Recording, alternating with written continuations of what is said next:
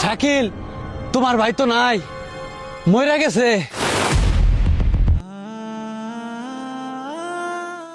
তোর মতো ভাই থাকার চাইতে না থাকাই বালা। আমিও তো ওইটাই কই, তোর লান বড় ভাই থার চাইতে 10 লাখ টাকা ঋণ থাকা বালা। বাবা মারা যাওয়ার পর তোর এত কষ্ট করে লেখাপড়া করাইয়া একখানি বড় করলাম, আর আজকে তুই লেখাপড়া জোর খাটাইয়া আমার কাছে জমি বেশি নিলি বাগে। এটা আল্লাহ সহ্য করবো না।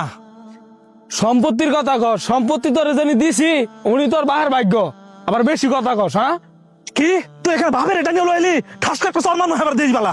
তুই আমার চর মারবি? তুই এটা কি দেখছ? একটা বসাই দিবি একবারে।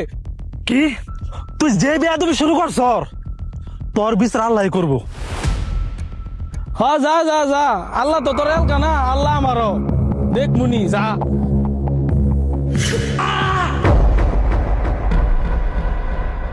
ভাই ভাই সামনে কেমন করছো আমারে? তোরে সাপে কামড়াবো না বাঘে কামড়াবো, এটা আমার কি? মরগা তুই। ভাই এদিকে আয়। ভাই মর তুই, তুই মরলে তো বালা, সব সম্পত্তি আমার হবো। এ শাকিল, তোমার ভাইয়ের কি হয়েছে? গরম লাগছে? ও হুইয়া রয়েছে কে? ভাই, বড় বাইরে সাপে কাটছে।